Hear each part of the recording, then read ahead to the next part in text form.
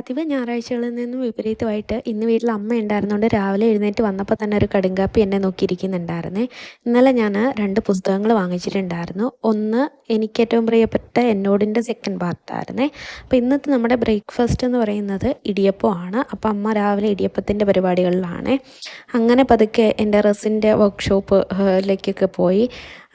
അവിടെ കുറച്ച് വർക്കുകൾ 2 വെഡ്ഡിങ് ഗാർലൻഡ് നമുക്ക് പ്രിസർവ് ചെയ്യാൻ വേണ്ടിയിട്ടുണ്ടായിരുന്നു. ഒരു ഫ്ലവറൊക്കെ ഉണ്ടായിരുന്നു. അതൊക്കെ ഇന്നലെ വെച്ചത് എങ്ങനെയുണ്ടെന്നൊക്കെ രാവിലെ ഒന്ന് നോക്കി.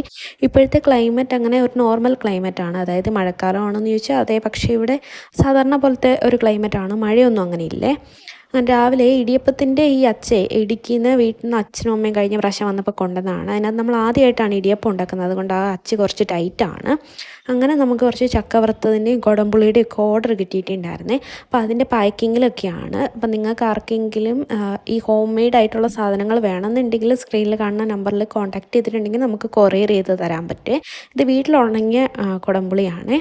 ഈ പൂച്ച അപ്പുറത്തത് ആണോയെന്ന് ചോദിച്ചാൽ അതുമല്ല, ഇപ്പുറത്തെ ആണോയെന്ന് ചോദിച്ചാൽ അതുമല്ല. മതിലിരിക്കും എപ്പോഴേ, എവിടുന്ന് ഫുഡ് കിട്ടുന്നോ അങ്ങോട്ട് ചാടാൻ വേണ്ടിയിട്ട്. കഴിഞ്ഞ ആഴ്ചയെ കോഴിക്കോട് പോയപ്പോഴത്തേനും ഫ്രണ്ടിലിരുന്ന കുറച്ച് ചെടിച്ചട്ടിയൊക്കെ എടുത്ത് ഞാൻ തണലത്തേക്ക് മാറ്റി വെച്ചിട്ടാണ് പോയത്. കുറേ ദിവസം വെള്ളമൊക്കെ ഒഴിക്കാണ്ടിരിക്കുമ്പോഴത്തേനും വാടിപ്പോയാലോ എന്ന് വിചാരിച്ച്. വന്നപ്പോൾ അങ്ങനെ വലിയ വാട്ടമൊന്നും ഇല്ലായിരുന്നു. പിന്നെ ഞാനും ചേച്ചിയുടെ മക്കളും കൂടി കൂടിയിട്ട് ഇതിനെയൊക്കെ എടുത്ത് ഫ്രണ്ടിൽ കൊണ്ടുപോയി വെക്കാമെന്ന് വിചാരിച്ച്. റോസാപ്പൂ ആണെങ്കിൽ വീട്ടിൽ നിന്ന് കഴിഞ്ഞ പ്രാവശ്യം അമ്മ വന്നപ്പോഴത്തേനും ഗാർഡനിൽ നിന്ന് മേടിച്ചുകൊണ്ട് വന്നതാണ്. ഏകദേശം 12 കളറോളം ഉണ്ടായിരുന്നു. അതിനകത്ത് കുറേയൊക്കെ പൂ കൊഴിഞ്ഞപ്പോഴത്തേനേ കത്രിക വെച്ചിട്ട് ഞാൻ കട്ട് ചെയ്ത് കളയുവേ. അപ്പോൾ അതൊക്കെ പിന്നെയും മുട്ടൊക്കെ ഇട്ട് വന്നിട്ടുണ്ട്. അപ്പോൾ മണ്ണ് കുറവ് ഉള്ളതിനകത്തൊക്കെ നമുക്ക് മണ്ണ് റീഫിൽ ചെയ്യാനോ അങ്ങനെ കുറേ ജോലികളൊക്കെ ഉണ്ടായിരുന്നേ.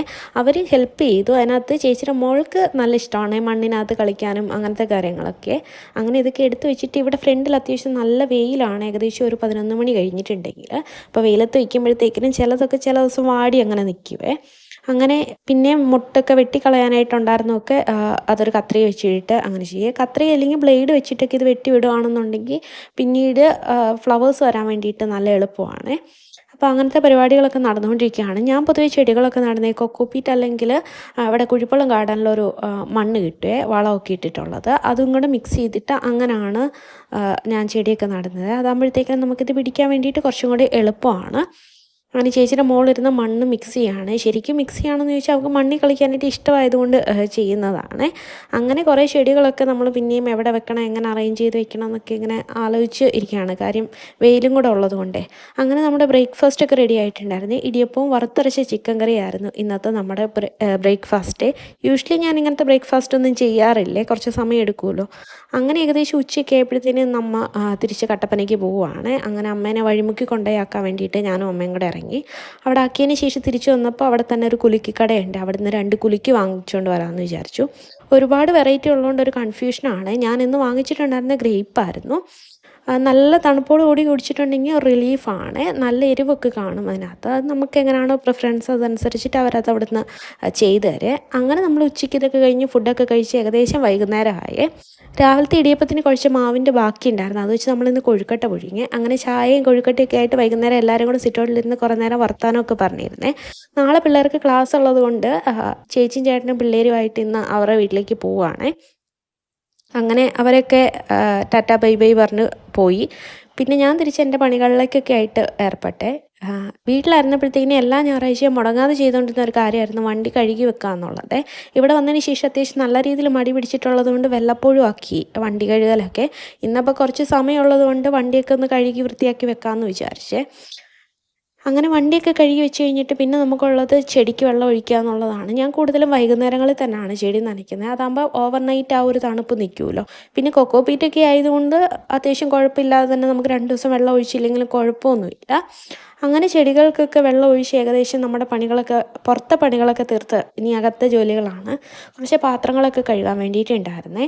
അങ്ങനെ പാത്രങ്ങളൊക്കെ കഴുകി ഒതുക്കി പിന്നെ നമ്മൾ അതിൻ്റെ ഇടയ്ക്കൊന്ന് കുളിച്ചിട്ടൊക്കെ വന്നു. ഒരു കൊറിയർ വന്നിട്ടുണ്ടായിരുന്നേ. നമുക്കൊരു വെഡ്ഡിങ് ഗാർലൻഡ് പ്രിസർവ് ചെയ്യാൻ വേണ്ടിയിട്ടുണ്ട്. റോ മെറ്റീരിയൽസ് കൂടുതലും ഞാൻ ഓൺലൈൻ തന്നെയാണ് പർച്ചേസ് ചെയ്യുന്നത്. ഇത് 8 ഇഞ്ചിൻ്റെ വുഡ് ഫ്രെയിമാണ്. അപ്പോൾ അതിൻ്റെ ഒരു ബേസിൻ്റെ കളർ ചെയ്യാൻ വേണ്ടിയിട്ടുണ്ടായിരുന്നു.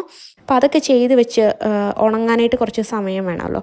അപ്പോൾ അതൊക്കെ ഉണങ്ങാൻ വെച്ചിട്ട് രാവിലെ നമുക്ക് അപ്പുറത്തെ വീട്ടിൽ നിന്ന് കുറച്ചൊരു ചക്ക തന്നിട്ടുണ്ടായിരുന്നേ. അപ്പോൾ അതിനെ വെട്ടി അടർത്തി വെക്കാമെന്ന് വിചാരിച്ചു. നല്ല ടേസ്റ്റുള്ള ചക്കയായിരുന്നേ. രാവിലെ തൊട്ടിരുന്നുകൊണ്ട് ചെറുതായിട്ട് അതൊന്ന് പുളിക്കാൻ വേണ്ടി തുടങ്ങിയിട്ടുണ്ട്. ഈ കത്തി എൻ്റെ ചേച്ചിയുടെ വീട്ടിലെയാണ്. അവൾ സ്ഥിരം ചക്ക വെട്ടുന്ന നല്ല മൂർച്ചയുള്ളൊരു കത്തിയാണ്. അപ്പോൾ ഇവിടെ ചക്ക വെട്ടാൻ വേണ്ടിയിട്ട് അതിവിടെ കൊണ്ടുവന്ന് വെച്ചേക്കുന്നതാണ്. അങ്ങനെ ചക്കയൊക്കെ വെട്ടി നമ്മൾ അടർത്തി എടുത്തിട്ടുണ്ട്. അതിന് ഞാൻ ഒരു പ്ലാസ്റ്റിക് കവറിൽ കെട്ടിയിട്ട് ഫ്രിഡ്ജിൽ വെക്കും. അപ്പോൾ ഒരാഴ്ചയോളമൊക്കെ ഏകദേശം ഇരിക്കുവേ.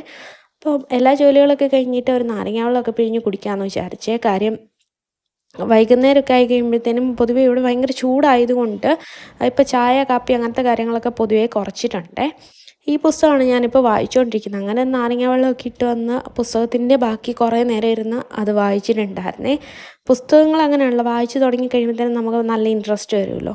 പുസ്തകം വായനയൊക്കെ കഴിഞ്ഞ് ഇന്നത്തെ നമ്മുടെ ഡിന്നർ എന്ന് പറയുന്നത് ചപ്പാത്തിയും സാമ്പാറും ആയിരുന്നേ.